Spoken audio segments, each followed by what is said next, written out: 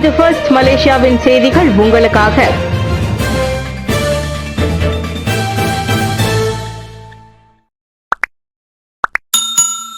கராச்சியில் வெப்ப பக்கவாதத்தினால் 25 பேர் உயிரிழப்பு.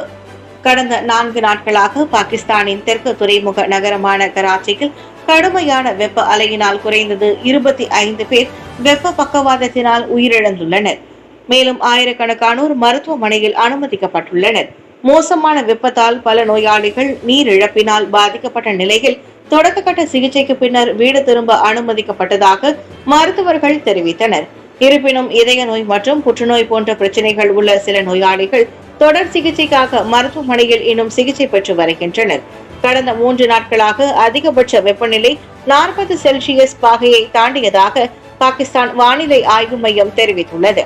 புதன்கிழமை மாலை கராச்சிக்கு கடல் காற்றும் திரும்பும் என்றும் வெப்பநிலை கட்டம் கட்டமாக குறையும் என்றும் அது கணித்துள்ளது. ஸ்ரீபெடானா வளாக பேரணியில் பங்கேற்காதே போலீஸ் நினைவுறுத்து. வரும் சனிக்கிழமை புத்ரஜயா ஸ்ரீபெடானா வளாகத்திற்கு முன்புறம் அமைந்துள்ள பொது வாகன நிறுத்தும் இடத்தில் நடத்த திட்டமிடப்பட்டிருக்கும் பேரணியில் பங்கேற்க வேண்டாம் என்று போலீஸ் நேற்று பொதுமக்களுக்கு நினைவுறுத்தியது. வளாக உரிமையாளரான புத்ரஜயா கழகத்திடம் இருந்து அதன் ஏற்பாட்டாளருக்கு அனுமதி கிடைக்காததால் அப்பேரணியை நடத்த முடியாது என்று ஜூன் 14ஆம் தேதி அறிவிக்கை அனுப்பப்பட்டதாக கோலாலம்பூர் போலீஸ் தலைவர் டத்தோ ருஸ்டி முகமது இசாத் தெரிவித்தார். உரிமையாளரிடம் இருந்து அனுமதி பெறாததாலும் பேரணியை நடத்துவதற்கு ஏற்ற இடம் அதுவல்ல என்பதாலும் அதனை தொடர வேண்டாம் என்று ஏற்பாட்டாளருக்கு போலீஸ் அறிவுறுத்தியிருக்கிறது. ஆனால் இதுவரை அவர்கள் அனுமதிக்கப்படாத மற்றும் சட்ட விதிமுறைகளுக்கு எதிரான பேரணியை தொடர விரும்புகிறார்கள் என்று எங்களுக்கு தெரிவிக்கப்பட்டுள்ளது என்றார் அவர்.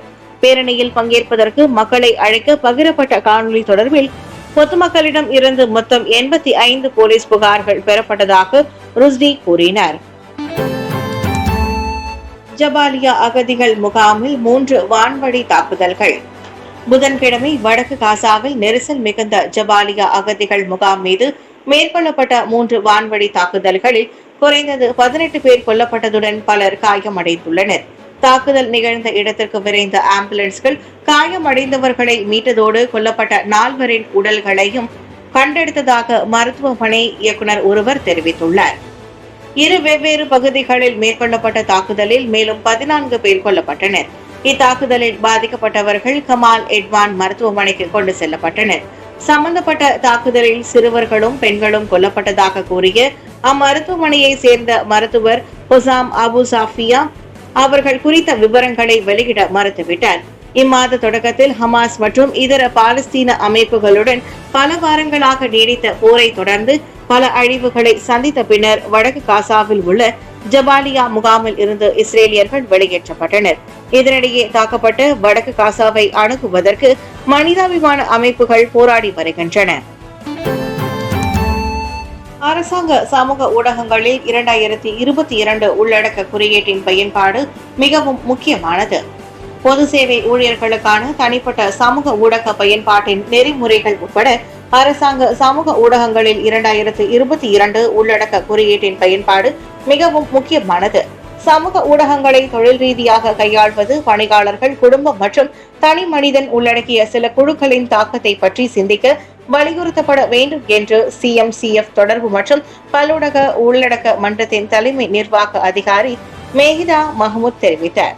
துறைகள் மற்றும் தனிநபர்களுக்கான சமூக ஊடக நடத்துனர்களின் பொறுப்பை வெளிப்படுத்த வேண்டிய அவசியம் குறித்து அவர் தெளிவுபடுத்தினார். சட்டவிரோத உள்ளடக்கத்தின் தாக்கம் நிறுவனத்தையே மட்டுமல்ல தனிநபரையும் பாதிப்பதை அவர் சுட்டிக்காட்டினார். செயற்கை நுண்ணறிவு உள்ளடக்கம் குழப்பமானதாகவும் போலி செய்திகளை தூண்டுவதாகவும் கூறப்படுவதால் 2022 உள்ளடக்க குறியீடு மேம்படுத்தப்படும் என்றும் மெடிஹா கூறினார். உள்ளடக்க குறியீடு 2004ஆம் ஆண்டில் அமைக்கப்பட்டது. மலேசிய தொடர்பு மற்றும் பல்லூடக ஆணையம் MCMC-இன் கீழ் CMCF வழங்கும் உள்ளடக்கத்தை உருவாக்குதல் மற்றும் மேம்படுத்துவதற்கான சிறந்த நடைமுறைகள் மற்றும் நெறிமுறை தரநிலைகளை கோடிட்டு காட்டும் வழிகாட்டுதல்களின் தொகுப்பாகும். சாஹித் வழக்கு விசாரணைக்கு எதிராக வழக்கறிஞர் அமைப்பின் விண்ணப்பம் நிராகரிப்பு. அகல்புதி அறவாரியத்தின் ஊழல் வழக்கில் டத்தோ ஸ்ரீ அகமது சாஹித் ஹமீதிக்கு எதிரான வழக்கு விசாரணையை தேசிய சட்டத்துறை தலைவர் நிறுத்தியதற்கு எதிராக வழக்கறிஞர் அமைப்பு செய்த விண்ணப்பத்தை கோலாலம்பூர் உயர்நீதிமன்றம் நேற்று நிராகரித்தது. அதே விவகாரம் தொடர்பில் 3 சட்ட கேள்விகளை கூட்டரசு நீதிமன்றத்திற்கு அனுப்புவதற்கான வழக்கறிஞர் அமைப்பின் விண்ணப்பத்தையும் நீதிபதி டத்தோ அமர்ஜித் சிங் நிராகரித்தார். CJA எனப்படும் நீதிமன்ற சட்டம் செக்ஷன் 96 கீழ் வரம்பு தேவைகளை வழக்கறிஞர் அமைப்பு பூர்த்தி செய்யாததால் அதற்கு அனுமதி வழங்க முடியாது என்று நீதிபதி அமர்ஜித் முடிவு செய்தார். மேலும் தேசிய சட்டத்துறைக்கு செலவு தொகையாக 10,000 ரிங்கிட்டை வழங்க வேண்டும் என்று வழக்கறிஞர் அமைப்பிற்கும் உத்தரவிட்டார். கடந்த 2023 ஆண்டு டிசம்பர் 2 தேதி தேசிய சட்டத்துறை தலைவரையும் துணை பிரதமரையும் பிரதிவாதிகளாக வழக்கறிஞர் அமைப்பு குறிப்பிட்டது. கடந்த ஆண்டு செப்டம்பர் 4 தேதி நம்பிக்கை மோசடி, ஊழல் மற்றும் பண மோசடி ஆகிய 47 குற்றச்சாட்டுகளுக்கு எதிராக சாஹிதிற்கு DNA விண்ணப்பித்த தேசிய சட்டத்துறை தலைவரின் முடிவை ரத்து செய்யும்படி அது சான்றிதழ் உத்தரவுக்கு விண்ணப்பித்தது. ஸ்லாங்கூர் சுல்தானை சந்திக்க அனுமதி கோரிய FAM. உள்நாட்டு கால்பந்து துறையில் ஏற்பட்டுள்ள நெருக்கடிகளுக்கு தீர்வு காண ஸ்லாங்கூர் சுல்தான் ஷரஃபுடின் இட்ரிஷாவை சந்திக்க அனுமதி கோரியுள்ளதை மலேசிய கால்பந்து சங்கம் FAM-இன் தலைவர் டத்தோ ஹமீதின் முகமது அமீன் நேற்று உறுதிப்படுத்தினர். சுல்தான் ஷரஃபுடின் வழங்கிய அறிவுறுத்தலை கருத்தில் கொண்டதால் இஸ்தானா நெகிரா ஸ்லாங்கூர் தரப்பை தாம் தொடர்பு கொண்டதாக அவர் கூறினார். நேற்று கோலாலம்பூரில் நடைபெற்ற தேசிய மகளிர் லீக் LWN தொடக்க விழாவில் தொடர்பான செய்தியாளர் சந்திப்பில் ஹமீதின் அவ்வாறு தெரிவித்தார். மலேசிய கால்பந்து கூட்டமைப்பு MFL மற்றும் FAM குறிப்பாக அதன் தலைவர் டத்தோ ஹமீதின் ஆகியோரின் முடிவு குறித்து தாம் வருத்தம் அடைந்திருப்பதாக சுல்தான் ஷரஃபுடின் தெரிவித்தார். ஸ்லாங்கூர் FC-க்கு விதிக்கப்பட்ட தண்டனை பொறுப்பற்றது, மரியாதையின்றி செய்யப்பட்டதோடு அநீதியாகவும் கருதப்படுவதாக சுல்தான் ஷரஃபுடின் கோபத்தை வெளிப்படுத்தியிருந்தார். மோட்டெக் அலுவலகத்திற்கு மர்ம பொட்டலத்தை அனுப்பிய ஆடவருக்கு போலீசார் வலைவீச்சு. கடந்த ஜூன் 5 தேதி புத்ரஜயாவில் உள்ள சுற்றுலா, கலை மற்றும் பண்பாட்டு அமைச்சு மோட்டெக் அலுவலகத்திற்கு வெடிமருந்து போன்ற பொருள் அடங்கிய பொட்டலத்தை அனுப்பிய ஆடவரை போலீசார் தேடி வருகின்றனர்.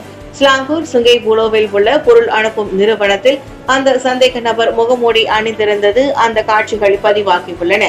அதே தினத்தன்று அப்பொட்டலம் டத்தோ ஸ்ரீ தியாங் காங் செங்கின் அலுவலகத்திற்கு அனுப்பப்பட்டதாக ருஸ்டி கூறினார். இந்த பொட்டலத்தை கொண்டு வந்த நபர் வேறொருவரின் அடையாளத்தை பயன்படுத்தியுள்ளார். அந்த நபர் அங்கு இருப்பது உண்மை, ஆனால் அவர் அங்கு வரவில்லை. மேலும் அவருக்கும் அந்த பொட்டலத்திற்கும் எந்த தொடர்பும் இல்லை என்றார் அவர். சம்பந்தப்பட்ட அப்பதிவில் சந்தேக நபர் கருப்பு நிறத்திலான துணியை கொண்டு முகத்தை மூடியிருந்தார். அச்சம்பவம் குறித்து தகவல் அறிந்த பொதுமக்கள் அருகில் உள்ள போலீஸ் நிலையத்தில் தகவல் வழங்கி உதவுமாறு ருஸ்டி கேட்டுக்கொண்டார். கடந்த ஜூன் 5 தேதி டத்தோ ஸ்ரீ தியோங் அலுவலகத்திற்கு கிடைத்த பொட்டலத்தில் PVC ரக குழாயும் வெடிகுண்டு போன்ற கருவியும் இருந்தது. KWSP-யின் 3வது கணக்கில் ஆரம்ப தொகையை வைத்திருக்க 34,50,000 சந்தாதாரர்கள் தேர்வு. ஊழியர் சேமநிதி வாரியம் KWSP-யின் 34,50,000 சந்தாதாரர்கள் பிளெக்சிபிள் எனப்படும் 3வது கணக்கில் ஆரம்ப தொகையை வைத்திருக்க தேர்வு செய்துள்ளனர். ஜூன் 10 தேதி வரையில் செஜித்ரா எனப்படும் 2வது கணக்கில் இருந்து 1086 கோடி ரிங்கிட் பிளெக்சிபிள் கணக்கிற்கு மாற்றப்பட்டுள்ளது. 55 வயதிற்குட்பட்ட மொத்த KWSP சந்தாதாரர்களின் எண்ணிக்கையில் 26.6 விழுக்காட்டினர் அந்த தேர்வை செய்துள்ளதாக நிதி அமைச்சு தெளிவுபடுத்தியது. பிளெக்சிபிள் கணக்கில் இருந்து 698 கோடி ரிங்கிட் மதிப்பிலான பணத்தை 29,30,000 சந்தாதாரர்கள் மீட்டுள்ளனர். 55 வயதிற்கு உட்பட்ட மொத்த KWSP சந்தாதாரர்களின் எண்ணிக்கையில் அவர்கள் 22.6 விழுக்காட்டினர் ஆவர் என்று நேற்று எழுத்துப்பூர்வ பதிலாக நிதி அமைச்சு நாடாளுமன்றத்தில் அறிவித்தது. பிளெக்சிபிள் கணக்கில் இருந்து சந்தாதாரர்கள் மீட்டிருக்கும் தொகையின் விழுக்காடு குறித்து தற்போதைய புள்ளி விவரங்கள் மற்றும் ஓய்வூதிய சேமிப்பு மீதான நீண்ட கால தாக்கம் தொடர்பில் பெகாம் நாடாளுமன்ற உறுப்பினர் ஷா முகமது புசி ஷா அலி எழுப்பிய கேள்விக்கு நிதி அமைச்சு பதிலளித்தது.